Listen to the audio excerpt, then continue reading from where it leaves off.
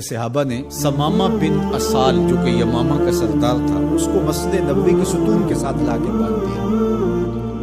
تو آقا کریم علیہ السلام تشریف لائے تو دیکھا کہ سمامہ بن اسال بدا ہوا ہے، یمامہ کا سردار ہے، اسلام کا بدترین دشمن تھا اور بہت زیادہ اس نے اسلام کو نقصان بھی پہنچایا۔ آقا کریم نے کہا کہ سمامہ کیا حال ہے؟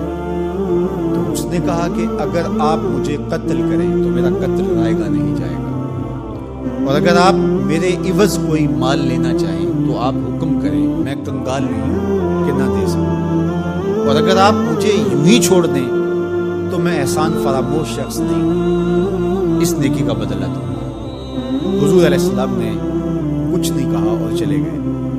دوسرے دن حضور پھر تشریف لائے اور پھر کہا کہ سمامہ سنا کیا حال ہے؟ اس نے یہی باتیں دوبارہ کی کہ اگر آپ مجھے یوں ہی چھوڑ دیں تو مجھے احسان فراموش نہیں پائیں گے، خاندانی شخص اس کا بدلہ چکاؤں، اور اگر آپ میرے عوض کچھ لینا چاہیں تو کوئی کنگال شخص نہیں کہ کچھ دے نہ سکوں، اور اگر آپ جو ہے وہ مجھے قتل کر دیں تو کوئی معمولی شخص نہیں ہوں کہ میرا قتل یوں ہی بھلا دیا جائے گا، اس کے بدلے میں خون کی ندیاں بہیں گی۔ حضور پھر خاموشی سے گزر گئے۔ تیسرے دن حضور پھر آئے اور کہا سمامہ کیا حال ہے؟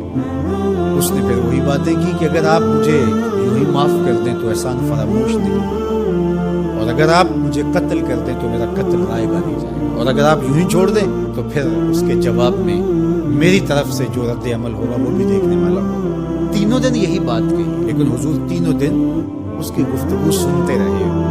اچھا موقع ہے، ایک شخص آیا ہے اور بدترین دشمن ہے، اس کی کونسلنگ کی جائے، اس کو سمجھایا جائے، لیکن ساری باتیں باتوں سے نہیں ہوتی، کچھ نگاہوں کے فیصلے بھی ہوتے ہیں۔ تیرا علاج نظر کے سوا کچھ اور نہیں۔ حضور نے کچھ نہیں کہا، اور تیسرے دن جب حضور نے کہا کہ اس کی رسیاں کھول دو تو اس کی رسیاں کھول دی گئی، تو وہ باہر جاتا ہے، قدم اندر کو اٹھتے ہیں۔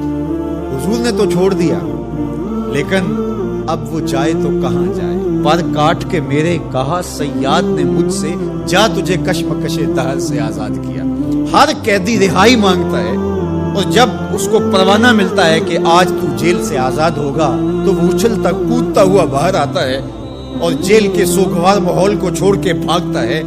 لیکن جو زلف رسول کا قیدی ہوتا ہے وہ کبھی رہائی چاہتا ہی نہیں ہے۔ تمہاری زلف کے قیدی نرالی شان رکھتے ہیں، کبھی مانگا نہیں کرتے رہائی یا رسول اللہ۔ اب وہ باہر چلا گیا اور غسل کر کے پھر پلٹ آیا اور حضور علیہ السلام کے ہاتھ میں بیعت اسلام کرتا ہے۔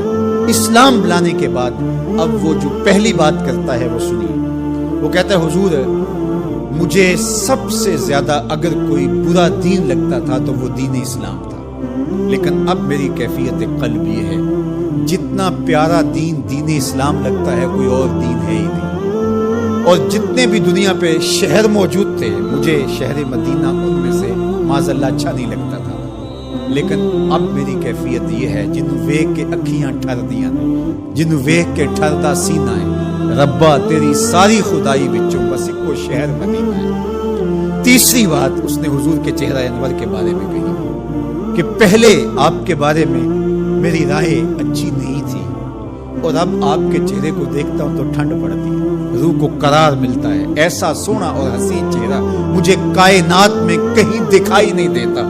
مکھ چند بدر شاہ شانی ہے، متھے چمک دی لاڈ نورانی ہے، کالی زلف تے اکھ مستانی ہے، مخمور رکھی ان مد بریاں۔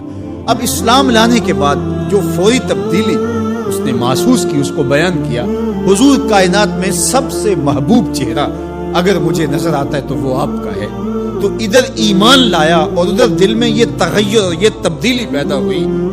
تو ایمان کے ساتھ جڑی ہوئی محبت ہے، جب محبت ہوگی تو پھر ایمان ہوگا، اور اگر محبت نہیں ہے تو ایمان کی نفی کر دے گی۔ لا یؤمن احدکم حتی اکون احب الیہ من والدہ و والدہ والناس اجمعین۔